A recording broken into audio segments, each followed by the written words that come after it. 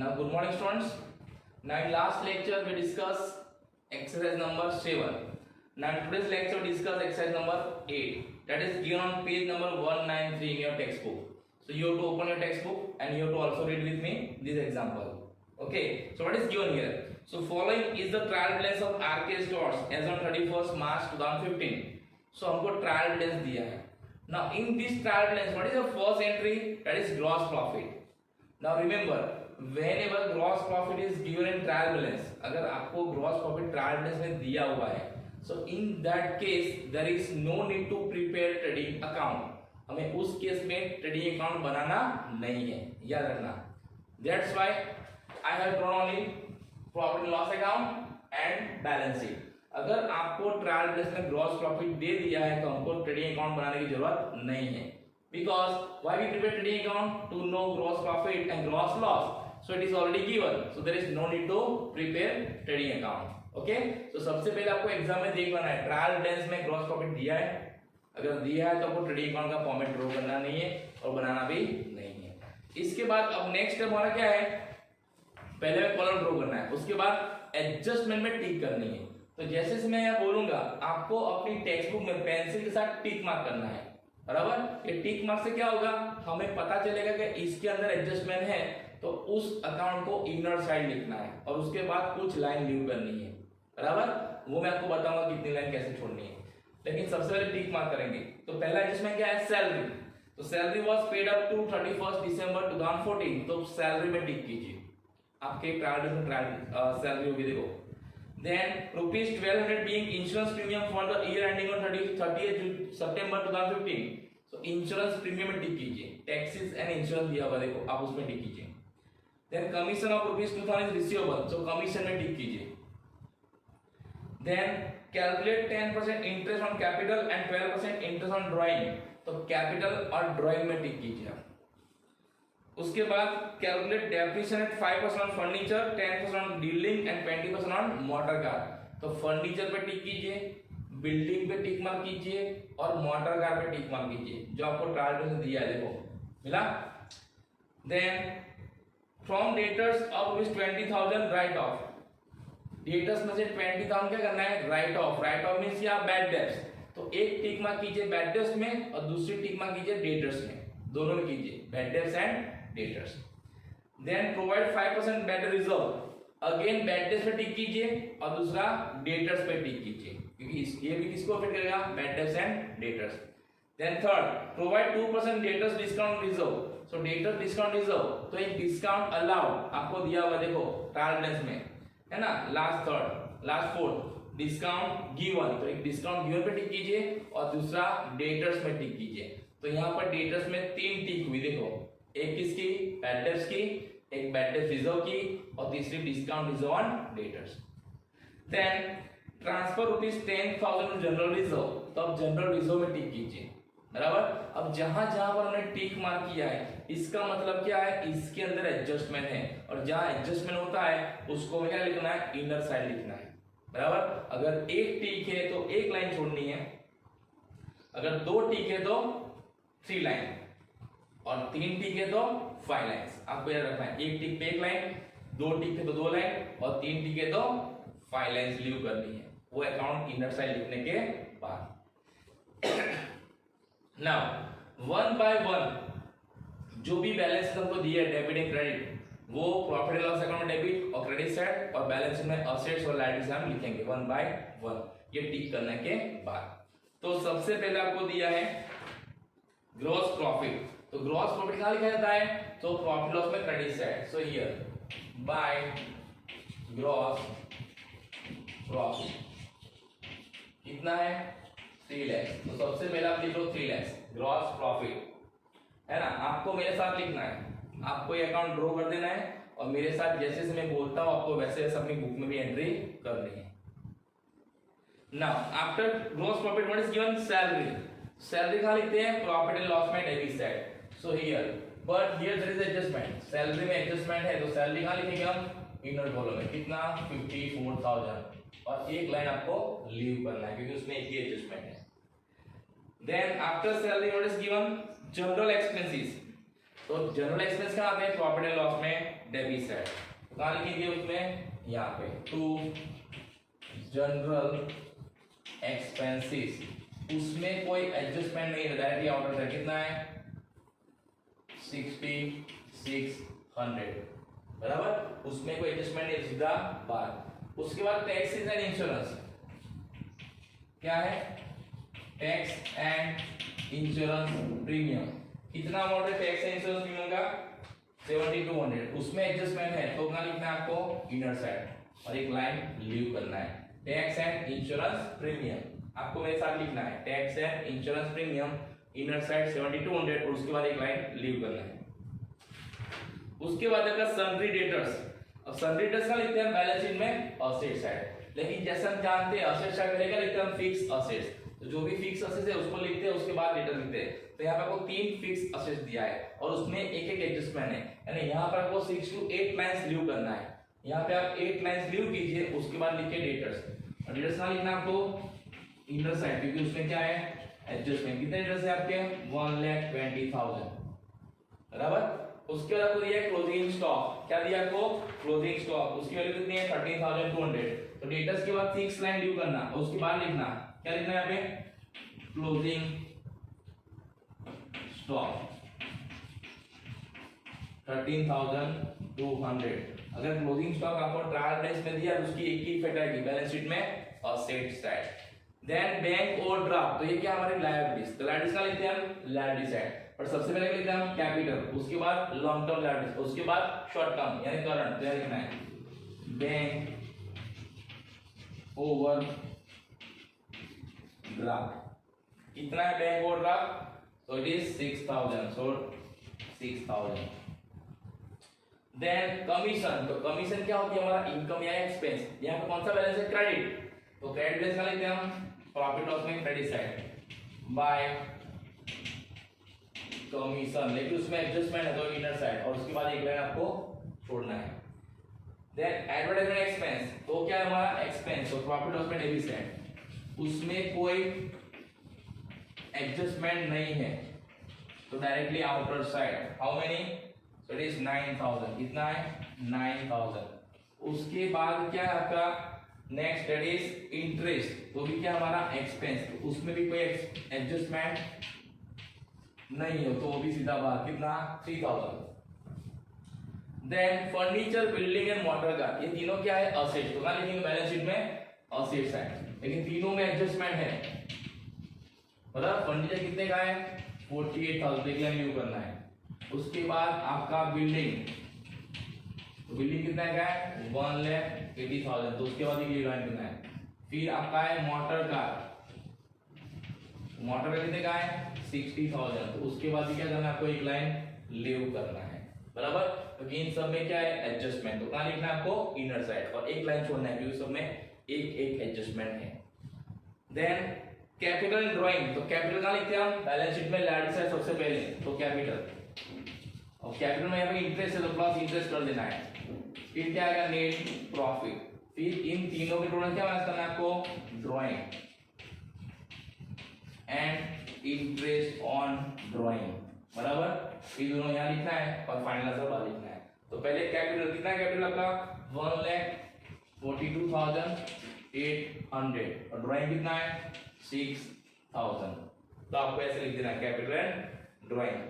Then bad debts, अब bad debts में आपको यहाँ पे वो फॉर्मेट ड्रॉ करना है ना, तो bad debts trial balance plus bad debts adjustment plus BDR adjustment, फिर इन तीनों के टोटल क्या करना है बीडीआर ट्रायल बैलेंस क्या करना है माइनस करना है, बराबर, और जो आंसर है बाहर लिखना है। तो यहाँ पे वो बैड डेट्स दिया, ट्रायल बैलेंस कितना दिया है 3600, तो यहाँ पे लिख दो 3600, और बीडीआर ट्रायल बैलेंस कितना दिया आपको 6000, यहाँ लिख दो 6000।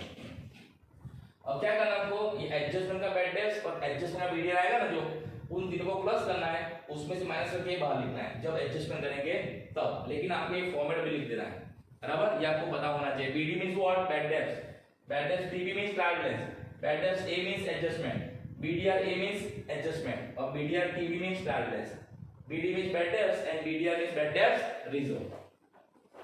ना उसके बाद आपको दिया है लोन, तो लोन क्या हमारा लायबिलिटी, तो कहां लिखेंगे हम लायबिलिटी साइड लोन। कितने का लोन है 24,000, तो उसको यहां लिख देना है लायबिलिटी 24,000। देन क्रेडिटर्स तो भी क्या हमारी लायबिलिटी, तो कहां लिखेंगे हम उसको भी क्रेडिटर्स लायबिलिटी साइड। अब आपको ये पता होना चाहिए क्रेडिटर्स क्या है हमारी लायबिलिटीज, कितना है बैलेंस 12,000, तो उसको भी लिखेंगे हम 12,000। Then bills receivable and bills payable, तो बिल्स रिसीवेबल मतलब क्या है असेट्स, तो यहां पे बिल्स रिसीवेबल, बिल्स रिसीवेबल का बैलेंस कैसा होता है डेबिट, तो कितना अमाउंट आपको दिया है बिल्स रिसीवेबल में 3,000, तो यहां पे 3,000। और बिल्स पेएबल में कितना है बैलेंस आपका बिल्स पेएबल लायबिलिटीज, तो कहां लिखेंगे उसको लायबिलिटी साइड। आपको याद रखना है क्रेडिटर्स एंड बिल्स पेएबल का है लायबिलिटी साइड और डेटर्स एंड बिल्स रिसीवेबल का है असेट साइड। कितना है बिल्स पेएबल 9600, तो ये इट इज 9600। देन carriage outward and discount given, it is recorded in profit and loss account. So here to carriage, कितना carriage आपका, so it is given 4,000, so it is 4,000. Then discount, discount में adjustment है तो इसको inner side लिखना है, कितना है डिस्काउंट 3200, उसके बाद एक लाइन आपको लीव करनी है।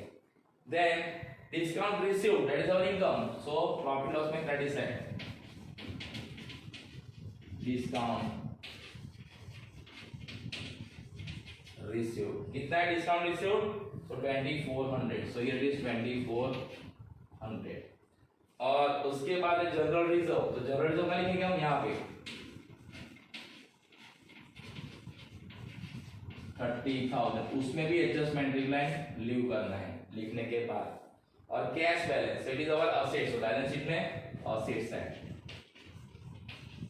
Cash balance how many 21,000, so here, so in this way first of all what we have to do, जो भी बैलेंसेस हमको दिए हैं उस सभी बैलेंसेस को profit and loss account and balance sheet में रिस्पेक्टिव साइड लिख देना है, और जहां जहां पर एडजस्टमेंट है उसको कहां लिखना है इनर साइड। तो हमको पता कैसे लगा कि इसमें एडजस्टमेंट है इसमें नहीं है, तो हमने क्या किया पहले टिक किया, इससे पता लगता है कि इसमें एडजस्टमेंट इसको अंदर लिखो, इसमें एडजस्टमेंट इसको सीधा बाहर लिख दो। क्लियर ना, वन बाय वन हम क्या करेंगे एडजस्टमेंट करेंगे, बराबर। अब आपको समझना है कि मैं कैसे एडजस्टमेंट की एंट्री देता हूं, तो पहले आपको इतना अपनी बुक में लिख देना है, पहले आप इतना अपनी बुक में लिख दो कि ये मैंने एंट्रीज कैसे की है वो, इसके बाद हम क्या करेंगे एडजस्टमेंट, बराबर 1 by 1। और हर एक एडजस्टमेंट की 2 एंट्री होती है, आपको देखना है कि 2 एंट्री होती है कि नहीं। ओके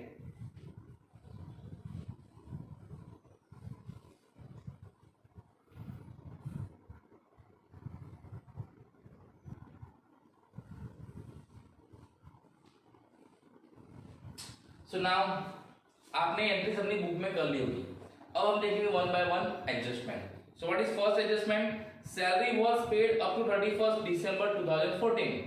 अब यहाँ पे आपको ये देखना है कि हमारा अकाउंटिंग ईयर 31 मार्च को खत्म होता है और हमने सैलरी कब तक दी है 31 दिसंबर 14। इसका मतलब क्या है, हमने सिर्फ 31 दिसंबर तक सैलरी दी है, बाकी की जो 3 मंथ है जनवरी फरवरी मार्च, उन 3 मंथ की सैलरी दी नहीं है। इसका मतलब ये हुआ दिस आउटस्टैंडिंग एक्सपेंस, हमारा कोई आउटस्टैंडिंग एक्सपेंस है उसका एडजस्टमेंट है। तो 2 इफेक्ट क्या होगी, जो एक्सपेंस आउटस्टैंडिंग है उसमें प्लस करना है, तो दूसरा बैलेंस शीट में लायबिलिटी साइड, बट कितना अमाउंट, तो यहाँ पे 3 मंथ की सैलरी आउटस्टैंडिंग है, तो आपको सबसे पहले क्या करना पड़ेगा 1 मंथ की सैलरी फाइंड करनी पड़ेगी। अब 1 मंथ की सैलरी कैसे फाइंड करेंगे, अगर 3 मंथ का सैलरी नहीं दिया है तो कितने मंथ का सैलरी दिया होगा 9, बराबर। एक साल में 12 महीने होते हैं, उसमें से 3 महीने की सैलरी नहीं दी है तो कितने महीने की सैलरी होगी 9। तो हमने ये जो सैलरी पे किया है वो कितने मंथ का है 9 मंथ का, तो इसको अगर हम 9 से डिवाइड कर देते हैं तो आपको पर मंथ सैलरी मिल जाएगी कितनी 6000, है ना। ये टोटल सैलरी जो 54,000 है वो 9 मंथ की, तो पर मंथ कितना आएगा 6000। अगर पर मंथ 6000 है तो 3 मंथ का कितना आएगा तो फिर 18,000। इसका मतलब क्या है, हमें आउटस्टैंडिंग सैलरी कितना है 18,000, हमारा आउटस्टैंडिंग सैलरी कितना है 18,000। तो इसका दो इफेक्ट क्या होगा, एक तो प्लस होगा सैलरी में, प्लस आउटस्टैंडिंग कितना आएगा 18,000, तो बाहर कितना आएगा 72,000 बराबर। और दूसरा एंट्री क्या आएगा हमारी लायबिलिटी से, तो बैलेंस शीट में लायबिलिटी साइड आउटस्टैंडिंग सैलरी कितना 18,000, जितना आउटस्टैंडिंग है उतना ही यहाँ पे लिखाना है 18,000, जितना यहाँ पे आप प्लस करते हो उतना। हो गया दो एंट्री, एक प्रॉफिट में डेबिट साइड रिस्पेक्टिव एक्सपेंस में प्लस करना है, दूसरा हमारा आउटस्टैंडिंग एक्सपेंस हमारी लायबिलिटी से लिखते हैं, दूसरी एंट्री बैलेंस शीट में लायबिलिटी साइड आउटस्टैंडिंग सैलरी। और कैसे फाइंड किया हमने, तो हमने 31 दिसंबर में सैलरी पे किया है, इसका मतलब 3 महीने का सैलरी बाकी है, तो आपको पर मंथ सैलरी फाइंड करना पड़ेगा। तो कैसे करेंगे, जो भी सैलरी पे किया है वो कितने मंथ का है 9, तो उसको डिवाइड कर दो, जिसने मंथ के लिए सैलरी पे किया उससे डिवाइड कर दो। तो हमने सैलरी 9 मंथ की पे की है, तो पर मंथ मिल गया 6,000, फिर पर मंथ 6,000 है तो उसको मल्टीप्लाई करो 3 से, क्योंकि 3 मंथ की आउटस्टैंडिंग है तो कितना आएगा 18, जितना आउटस्टैंडिंग इसको प्लस कर दो। ये नोट आपको लिखनी है कि आंसर कैसे आया वो आपको यहाँ पे लिखनी है ना, प्रॉब्लम में credit side after balance sheet आपको पेज रखना है, तो उसमें सारी नोट्स लिखनी है जैसे जैसे एडजस्टमेंट होते हैं वैसे बराबर। ये हो गया आपका adjustment number 1। Now second, ₹1200 being insurance premium for the year ending on 30th September 2015, यानी हमने जो इंश्योरेंस प्रीमियम पे किया है ये नोट्स आपको लिख देनी है।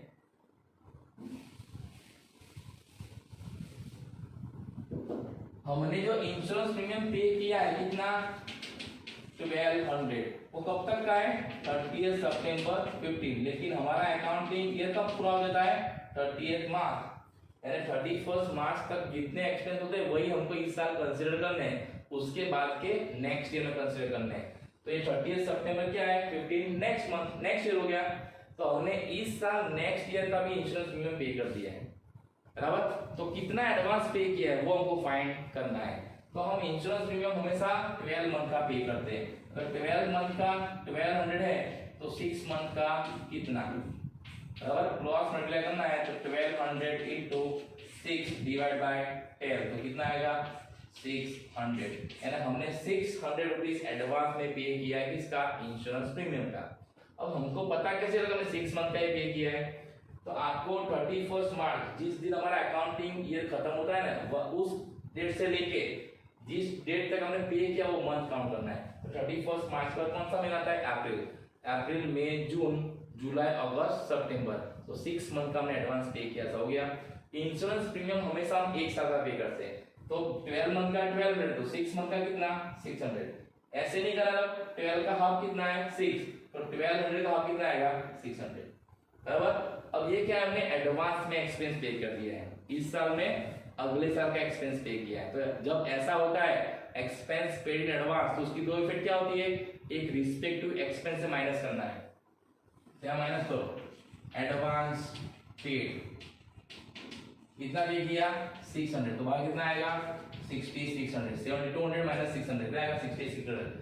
अगर हम कोई एक्सपेंस एडवांस में भी करते हैं हमारा क्या होता है असेट्स, दूसरी एंट्री क्या है बैलेंस शीट में असेट्स है एडवांस पेड इंश्योरेंस प्रीमियम कितना, तो 600। IP means what insurance premium, advance paid insurance premium 600 बराबर। आपको भी मेरे साथ एंट्री लिखनी है एडवांस पेड इंश्योरेंस प्रीमियम 600। दो एंट्री क्या हुई, एक आपको एक्सपेंस में से माइनस करना है जो एक्सपेंस हमने एडवांस में पे किया है, और दूसरा बैलेंस शीट में असेट्स है क्योंकि हमारी असेट्स है, हमने अगले साल का पैसा इस साल में दे दिया है। Then commission of rupees 2000 is receivable, receivable क्या हमारी इनकम हो चुकी है लेकिन हमको मिली नहीं है, और income is due but not receive, उसको क्या बोलते हैं रिसीवेबल। तो जो इनकम रिसीवेबल है उसमें प्लस करना है आउटस्टैंडिंग, कितना आउटस्टैंडिंग है 2000, तो 9000 प्लस 2000 कितना आएगा 11000। जब हमारी इनकम हो गई है और हमको मिली नहीं तो हमारा क्या है वो असेट्स, तो दूसरी एंट्री कहाँ आएगी बैलेंस शीट में असेट्स है आउटस्टैंडिंग कमीशन कितना, तो जितना आउटस्टैंडिंग है उतना, कितना आउटस्टैंडिंग है 2000, कितना लिखना है 2000 बराबर। एडजस्टमेंट में याद रखना जितना प्लस करते हो उतना ही यहाँ पे लिखना है बराबर। तो आउटस्टैंडिंग कमीशन हमारा कमीशन हो गया लेकिन हमको मिला नहीं है तो हमारा क्या है असेट्स, तो एक एंट्री करनी बैलेंस शीट में असेट्स है, तो दूसरा रिस्पेक्टिव एक्सपेंस में प्लस करना है। Then calculate 10% interest on capital and 12% interest on drawing, तो आपको जब ऐसा बोला ना कैलकुलेट इंटरेस्ट ऑन कैपिटल, तो जो भी कैपिटल उसका 10% करना है, तो 1,42,800 के 10% कितना हो गए? तो 14,280 कितना आएंगे? 14,280। उसकी दो एंट्री कहाँ करनी है? एक तो कैपिटल में प्लस करना है, कैपिटल का इंटरेस्ट। दूसरा एंट्री प्रॉफिट एंड लॉस में debit side, profit and loss में debit side to interest on capital कितना? तो 14,280 14,280। तो इंटरेस्ट ऑन कैपिटल कैसे काउंट करना है? जो अमाउंट कैपिटल की है उसका उतना परसेंट करना है जितना बोला है वो। यहाँ पे 10% बोला है, तो 1,42,800 के 10% कितना हो गए? 14,280। दो एंट्री क्या होगी? एक कैपिटल में प्लस करो और दूसरा प्रॉफिट लॉस में डेबिट साइड, क्योंकि बिजनेस के लिए क्या है? Expense, interest on capital. Now 12% interest on drawing, तो ड्राइंग का 12%, तो 6,000 के 12% तो कितना आएंगे? 720। 6,000 के 12% आपको करने हैं आपके कैलसी में, कितना आता है? 720। तो एक एंट्री कहाँ पे आएगी? ड्राइंग में प्लस, इंटरेस्ट ऑन ड्राइंग में प्लस होगा। दूसरा एंट्री कहाँ पे आएगा? प्रॉफिट लॉस में credit side, because interest on drawing is income for the business. So here interest on drawing by interest on drawing कितना? 720। समझ में आ गया? इंटरेस्ट ऑन कैपिटल कैसे काउंट करना है, इंटरेस्ट ऑन ड्राइंग कैसे काउंट करना है। जो कैपिटल और ड्राइंग के अमाउंट है उसके परसेंटेज कर देने हैं, और जो भी आंसर आए उसकी दो एंट्री क्या करनी है? Interest on capital capital plus करना है, interest on drawing drawing plus करना है। Interest on drawing credit side लिखना है प्रॉफिट लॉस में, और interest on capital debit side लिखना है प्रॉफिट एंड लॉस में। क्योंकि इंटरेस्ट ऑन कैपिटल फर्म के लिए एक्सपेंस है और इंटरेस्ट ऑन ड्राइंग फर्म के लिए क्या है? इनकम। फर्म यानी business. Now calculate depreciation at 5% on furniture, 10% on building and 20% on motor car. So furniture के 5% करो, building के 10% और motor car के 20%। तो 48,000 के 5% करो अपने कैलसी में, कितना आएगा? 2,400। 1,80,000 के 10% कितना आएगा? 18,000। और 60,000 के 20% कितना आएगा? 12,000। आपको करना है अपनी कैलसी में 48,000 के 5%, 1,80,000 के 10% एंड 60,000 के 20%, इतना आंसर आता है। अब इसमें से माइनस करो, तो 48,000 माइनस 2,400 तो कितना आएगा? 45,600। यहाँ पे कितना आएगा? 1,62,000। और यहाँ पे कितना आएगा? 48,000। बराबर। यानी इसका मतलब क्या है? ऑन 1 अप्रैल कितना मिलेगा? फर्नीचर का, बिल्डिंग का और मोटर का 48, 1,80,000 and 60,000। Now at the end of the account year 31 मार्च कितना हो गया? 45,600, 1,60,000 एंड 48। ये क्या है? डेप्रिसिएशन। ये क्या है? डेप्रिसिएशन। हमने ड्यूरिंग द ईयर ये असेट्स को यूज किया है, उसकी वजह से क्या, उसकी वैल्यू में डिक्रीज हुआ है, और जो वैल्यू डिक्रीज हुई वो क्या है? डेप्रिसिएशन। बराबर। इसकी दूसरी विधा आएगी तो प्रॉफिट लॉस में डेबिट साइड। कहां पे आएगी? प्रॉफिट लॉस में डेबिट साइड, यहां पे डेप्रिसिएशन। आपको हेडिंग देना है डेप्रिसिएशन। ये लिखना है फर्नीचर, फिर बिल्डिंग और फिर मोटर कार। आपको मेरे साथ लिखना है फर्नीचर, बिल्डिंग, मोटर कार। और फर्नीचर का एक्शन कितना है? 2,400। बिल्डिंग में कितना है? 18,000। और मोटर कार में कितना है? 12,000। बराबर। फर्नीचर पे 2,400, बिल्डिंग पे 18,000, मोटर कार पे 12,000, जो वहां पे हमने कैलकुलेट किया वो। इन तीनों का टोटल बाहर लिखना है, कितना आएगा? 32,400। कितना आएगा? 32,400। इन तीनों का डेप्रिसिएशन। बराबर। तो इस तरह हमें क्या करना है, जब भी आपको बोला है कैलकुलेट डेप्रिसिएशन और असेट्स, तो इस तरह काउंट करना है, डेप्रिसिएशन माइनस करना है, फाइनल आंसर बाहर लिखनी है, और दूसरी में प्रॉफिट लॉस में debit. Then from debtors ₹20,000 write off. यहां पर हम इतना डिटेल्स लेंगे, फ्रॉम डेटर्स ₹20,000 राइट ऑफ, तो 50% लेते नहीं हम यहाँ पे। सो यहाँ पे हम ऐसा मानते हैं कि डेटर्स के बैड डेट्स कितनी है? 20,000। राइट ऑफ यानी क्या? Bad debts. तो डेटर्स में से बैड डेट्स क्या करना है? माइनस करना है। तो कहां करेंगे हम? यहाँ पे। बराबर। तो आपके डेटर्स कितने यहाँ पे? 1,20,000। उसमें से माइनस करो पहले बैड डेट्स, कितना? 20,000। कितना आएगा? 1 लाख। बराबर ना।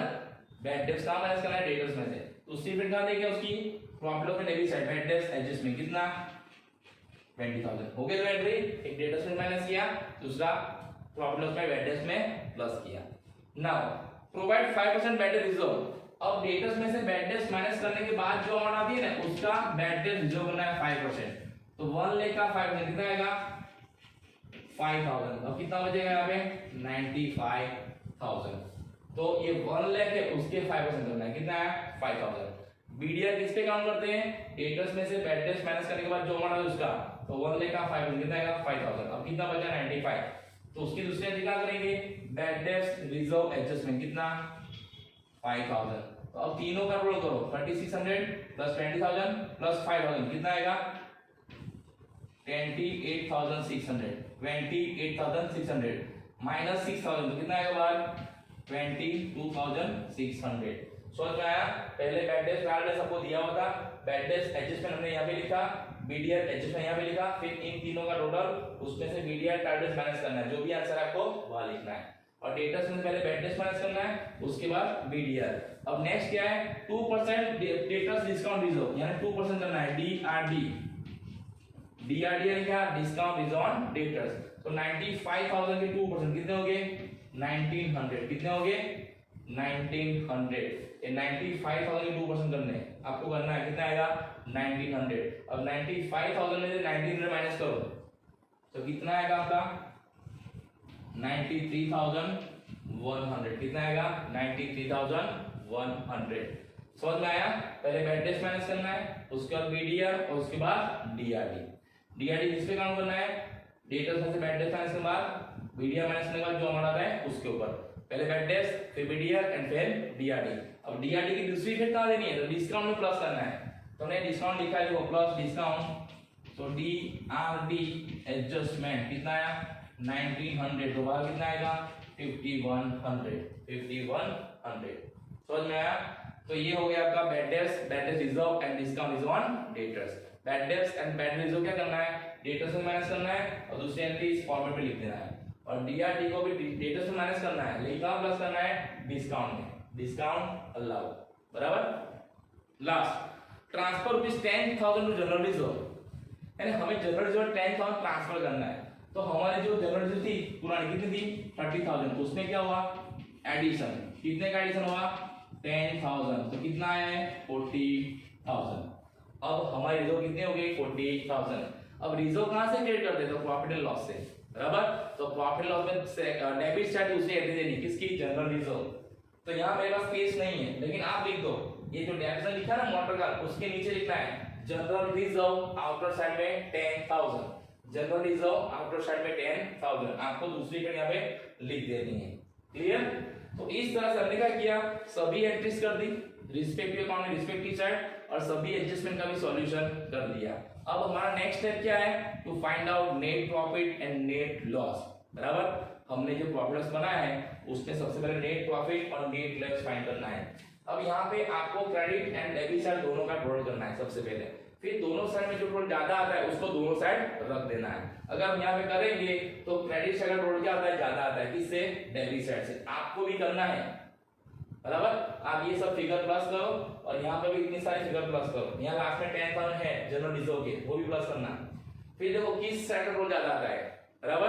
तो क्रेडिट साइड का टोटल ज्यादा आएगा कितना तो 3,14,120 इतना आता है क्रेडिट साइड का बराबर।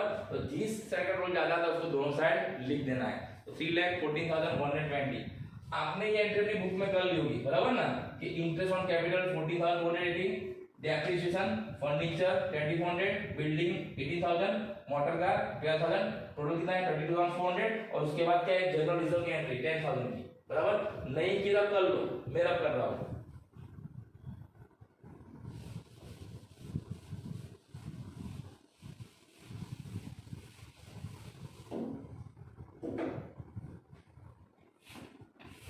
ये दोनों साइड लिख देना आपको 3,14,120। अब इसमें से आपको ये सारी एंट्रीज माइनस करनी है 72,000, 6600 6600 9000 3000 22600 4000 5100 इसके बाद था डेप्रिसिएशन का 32400 एंड जनरल रिजर्व का 10000। इतनी एंट्री माइनस करोगे और जो डिफरेंस मिलेगा आपको वो क्या होगा आपका नेट प्रॉफिट। क्या आएगा नेट प्रॉफिट। इसको कहां ले जाएंगे हम कैपिटल अकाउंट में। कहां ले जाएंगे कैपिटल अकाउंट में बराबर। तो ये 3,14,120 सारी एंट्री माइनस करो तो आपका जो आंसर आएगा वो कितना होगा 1,28,540। ये आपका क्या है नेट प्रॉफिट 1,28,540। इसको कहां ले जाना है कैपिटल में यानी यहाँ पे 1,28,540। अब इन तीनों का टोटल करना है capital interest and net profit. अगर इन तीनों का टोटल करें कितना आएगा 2,85,620। इन तीनों का टोटल 1 2 and 3। अब इन तीनों के टोटल में से ये दोनों माइनस करना है drawing and interest on drawing. तो इन दोनों का टोटल कितना आएगा 6,720 6,720 6 ऑन ड्राइंग का इंटरेस्ट का 720। अब इसमें से आपको ये माइनस करना है तो कितना आंसर आएगा आपका 2,78,900 2,78,900 बराबर 2,78,900।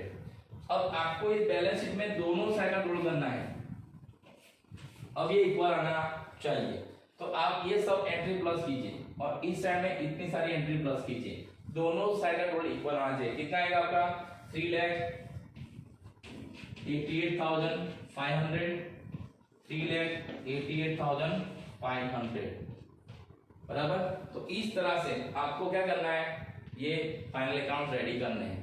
जब आपको ट्रायल बैलेंस में ग्रॉस प्रॉफिट दिया है तब तो उस केस में ट्रेडिंग अकाउंट बनाना नहीं है। सिर्फ क्या बनाना है आपको profit and loss and balance sheet बराबर। तो सबसे पहले अकाउंट ड्रॉ करने फिर एडजस्टमेंट की टिक करनी है फिर रिस्पेक्टिव अकाउंट में रिस्पेक्टिव एंट्री दे देनी है फिर एडजस्टमेंट की इफेक्ट देनी है। उसके बाद पहले क्या अकाउंट क्लोज करेंगे हम प्रॉफिट एंड लॉस उसके बाद बैलेंस शीट। समझ में आया। तो इस तरह से हमको एग्जांपल करना है। So today we have seen what question number 8। Now in next lecture will see question number 9। आपको भी मेरी तरह जैसे मैंने नोट्स दिखाया आपको उसी तरह लिखना है बराबर। और जो नोट्स मैंने लिखे थे सैलरी के एंड इंटरेस्ट ऑन ड्राइंग के वो भी आप लिख लेना इंश्योरेंस प्रीमियम एंड सैलरी के। और एक इंटरेस्ट ऑन कैपिटल कैसे काउंट किया वो भी आपको पता होना चाहिए और इंटरेस्ट ऑन ड्राइंग कैसे काउंट किया वो भी आपको पता होना चाहिए। और ये बैलेंस की एंट्री कैसे करते हैं वो बराबर। डेटर्स में कैसे माइनस करते हैं वो। ये 5 कैसे है तो 1 लेके 5%। 19 कैसे है तो 95 के 2%। ये आपको प्रैक्टिस करना है बराबर। तो अब ऐसा ही क्वेश्चन आपको इलिस्ट्रेशन में दिया है आप वहां भी देख सकते हो उसी तरह का ये एक्सरसाइज है। Okay so thank you have a nice day.